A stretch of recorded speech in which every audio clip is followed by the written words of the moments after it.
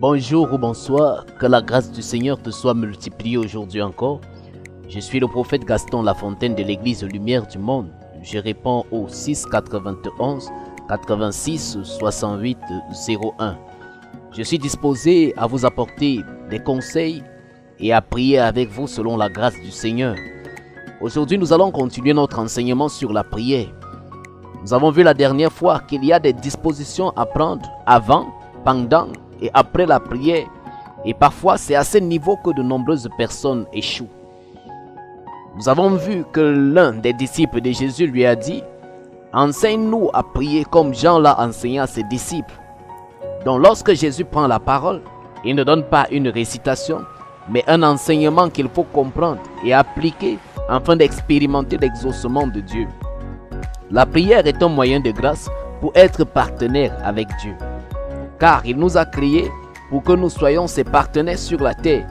L'enfant de Dieu qui ne prie pas n'a pas compris que Dieu l'a créé pour un but et que pour atteindre celui-ci et accomplir sa destinée, il a besoin de travailler en partenariat avec Dieu. Et c'est au travers de la prière que cela est rendu possible. Que faut-il faire avant la prière? Ou alors, quelles sont les dispositions à prendre avant la prière? Dans Matthieu le chapitre 6, le verset 5, la Bible dit « Lorsque vous priez, ne soyez pas comme les hypocrites qui aiment à prier debout dans les synagogues et au coin des rues pour être vus des hommes. Je vous le dis en vérité, ils reçoivent leur récompense. » En lisant ce passage de la Bible, nous voyons que lorsque nous prions, il y a souvent un problème de motivation qui se pose. La Bible nous demande de ne pas être comme des hypocrites. Le mot hypocrite en grec signifie premièrement quelqu'un qui répond, qui réplique ou un interprète. Deuxièmement, il signifie un acteur de théâtre. Et troisièmement, le sens que la majorité utilise, celui qui se cache, qui dissimule.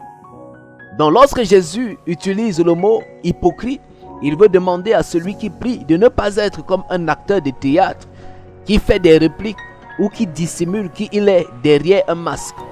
Il nous demande de ne pas faire semblant d'être vrai dans nos prières. Quelle est ta motivation lorsque tu demandes à Dieu quelque chose dans la prière? Dans le livre de Jacques, le chapitre 4, le verset 3, la Bible dit « Vous demandez, vous ne recevez pas, parce que vous demandez mal, dans le but de satisfaire vos passions. » Voilà l'une des raisons pour lesquelles nos prières ne sont pas exaucées. Quelles sont tes motivations avant de prier? Laisse-moi te dire aujourd'hui qu'aussi longtemps que tu feras des prières qui tournent autour de tes intérêts, Dieu ne sera pas avec toi. Lorsque la Bible dit que Dieu créa l'homme à son image selon sa ressemblance et le plaça dans le jardin, j'ai dit que Dieu faisait de l'homme son partenaire pour que lui, Dieu, soit maître au ciel et que sur la terre, il soit aussi maître, mais par l'intermédiaire de l'homme. Voilà la raison de notre existence, servir les intérêts du roi Dieu. Satan est un égoïste, il a toujours recherché son intérêt. C'est cela qui a causé sa chute. Et c'est aussi l'une des raisons qu'il avait utilisées pour séduire l'homme. Dieu sait que vous serez comme des dieux, l'indépendance. Dieu nous a créés libres, mais notre liberté doit se conformer à ses principes. Sinon, ça devient du libertinage. Donc, lorsque nous prions, il faut chercher l'intérêt de Dieu dans nos prières.